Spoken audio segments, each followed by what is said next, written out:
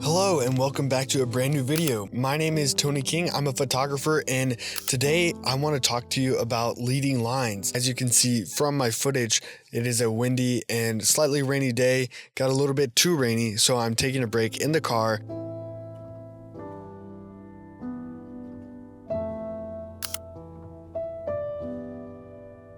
Really nice detail of this bird. I don't know what bird it is because it's so blue naturally. This is one of those where you walk through the parking lot and you might see a detail and maybe you would usually just walk past it. But here it was like, I really need to get a good shot of this bird in the puddle because that shadow was so strong and so visible. This is a very interesting photo. I made several attempts at it. I think this was the best one just because you can see its eyes and just the whole shape of its body with the reflection as well, and a little bit of ripples in the puddle. Leading lines are anytime you use anything natural or man-made that has lines that can guide the viewer's eye to the subject of your image. Leading lines are very common. Sometimes you don't even use them on purpose, and I think it's a great practice in photography.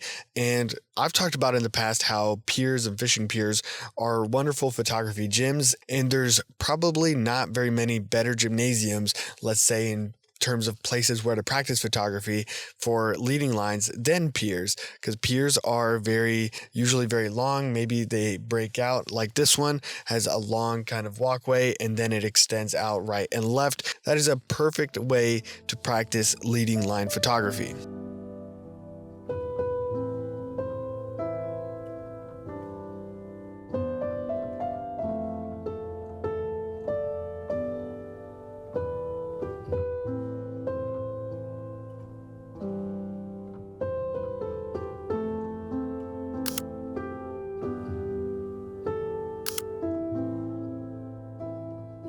Leading lines aren't necessary for every photo, but they can definitely add something in a lot of different contexts, especially when using them as a foreground object or just in general as the background of an image, so that you can better stylistically accentuate what your subject is for that photo, whether it's a person, an animal, just it could be anything, whatever the subject of your photo is.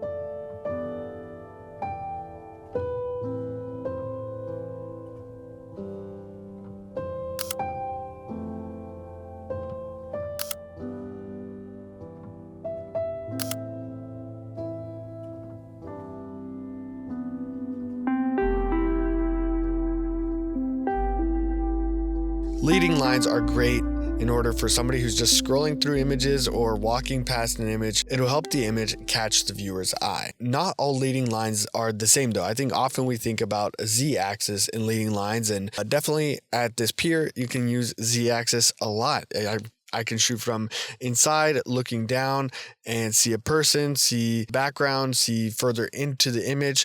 And what your eye is going to do is follow the lines as they get kind of tighter and tighter through the Z-axis and towards the subject or whatever it may be. Z-axis is very common with leading lines and very, very effective. But it is not the only thing. Two parallel lines going vertically, horizontally can create leading lines. A variety of different objects can create leading lines. And I also think like creating corners can kind of create a leading line in images as well, because your eye will kind of be drawn to this angle. And if you frame things correctly, there you go. You have drawn your viewer's eye to that specific point, and that's where you can try to land your subject within the image.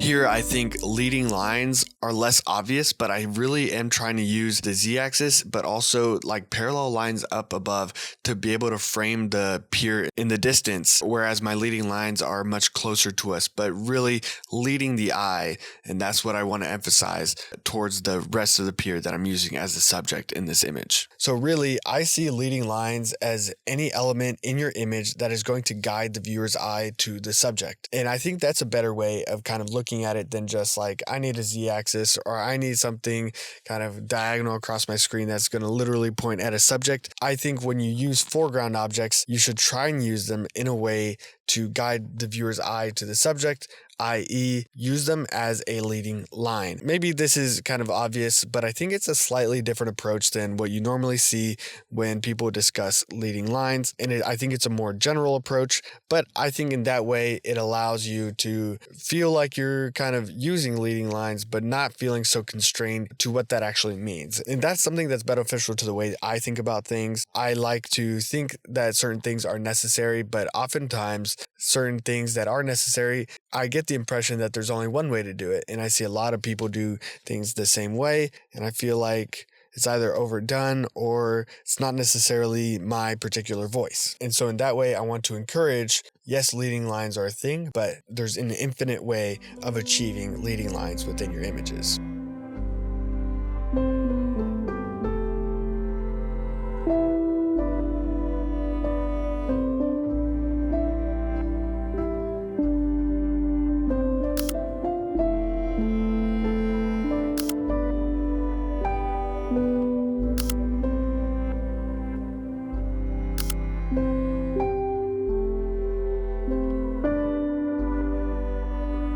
So here at the pier, I can use railings, columns, I can use trees, I can change what height I'm shooting at, I can slightly change what perspective and angle I'm shooting at in order to use whatever elements are there to guide the viewer's eye to my subject. And hopefully the footage that I'm showing, whether it be the B-roll or my photography, are displaying a little bit of use of leading lines. And maybe it's something that you're like, well, this just looks like your images. Well, maybe now you can notice a little bit more what I'm trying to do in terms of my foreground objects, in terms of my general framing and composition, really, in order to guide the viewer's eye, your eye, to where I want you to look at. Maybe I'm successful, maybe I'm not. This is something that I'm practicing. Photography is a constant practice of improvement. So hopefully this work speaks to you, and hopefully I'm expressing something that you can take into your own work and into your own practice of photography.